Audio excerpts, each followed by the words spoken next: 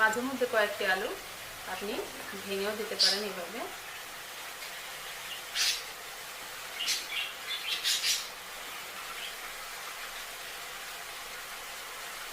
এতে আপনার তরকারি একটু গ্রেভি ভাব আসবে।